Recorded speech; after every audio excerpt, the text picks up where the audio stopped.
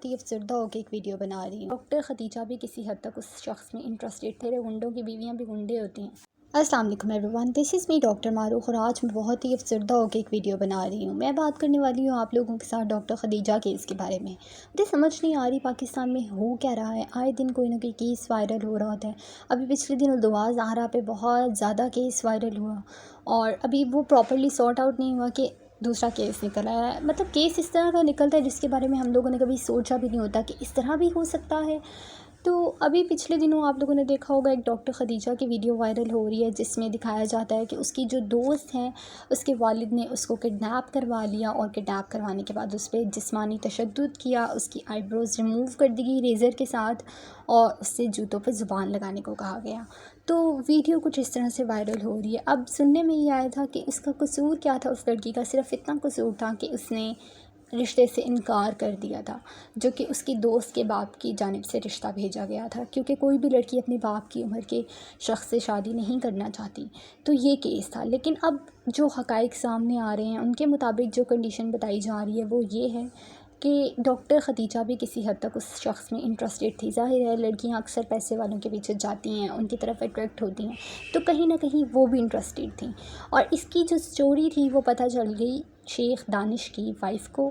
جیسے ہی اسے یہ سٹوری پتہ چلی، اس نے اپنے بندے بھیج کے، ظاہر ہے گنڈوں کی بیویاں بھی گنڈے ہوتے ہیں، تو انہوں نے اس کو بھیج کے اٹھوا لیا، اور کڈنیپ کروانے کے بعد اس نے اپنے جوتے چٹوائے اور اپنی بیٹی کے چٹوائے۔ دونوں ماں بیٹی نے مل کر اس لڑکی کے ساتھ بہت ہی برا سلوک کیا، اور اسے کہا کہ اب بنو گی تم عبرت کا نشان، اب ملو گی دانش سے۔ تو مطلب یہ ہے کہ میرے خیال سے میں اپنی بہنوں کو، بیٹیوں کو، دوستوں کو، سب لڑکیوں کو یہ کہنا چاہوں گی کہ آپ لوگ خدا را ایسے لوگوں سے دور رہا کریں، اور جہاں پہ آپ کو پتہ چلتا ہے کہ کوئی لڑکا آپ کو اپروچ کر رہا ہے، کوئی آدمی آپ کو فرسٹ ٹائم اس طرح سے دیکھتا ہے، تو آپ اسی ٹائم اس سے تھوڑا سا دور رہنا شروع کر دیں، کیونکہ اگر آپ اس ٹائم پہ اس کی نظروں کو اگنور کرتے ہیں اور وہ معاملہ ویسے ہی چلنے دیتے ہیں تو بات بہت آگے بڑھ جاتی ہے۔ تو فرسٹ ٹائم میں ہی اپنے آپ کو تھوڑا سا سیپریٹ کر لیں، کیونکہ فرسٹ ٹائم میں کسی کو بھی وہ ریئیکشن اتنا برا نہیں لگتا جتنا معاملہ آگے بڑھنے کے بعد پیچھے ہٹنے کا معاملہ جو ہے وہ زیادہ سنگین ہوتا ہے۔ تو آپ لوگوں کے پیرنٹس آپ کو اتنے ٹرسٹ کے ساتھ یونیورسٹیز میں بھیجتے ہیں، اتنے ٹرسٹ کے ساتھ جو ہے وہ گھروں سے باہر بھیجتے ہیں، اور ایسے میں میرے خیال سے سب لڑکیوں کا یہ ڈیوٹی ہونی چاہیے کہ وہ بھی اپنے ماں باپ کا ٹرسٹ برقرار رکھتے ہیں، وہ یونیورسٹیز میں اچھے طریقے سے پڑھیں اور اپنی اسٹڈیز پہ دھیان دیں۔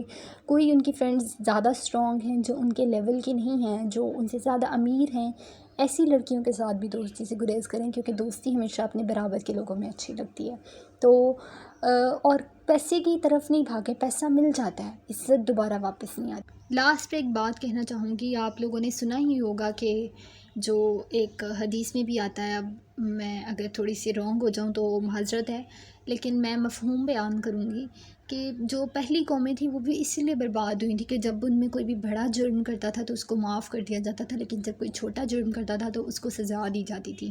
تو یہاں پہ بھی کچھ ایسا ہی کیس ہو رہا ہے کہ جو شیخ دانش ہے اسے 50,000 روپے کے عوض ضمانت پہ جو ہے وہ رہا کر دیا گیا ہے۔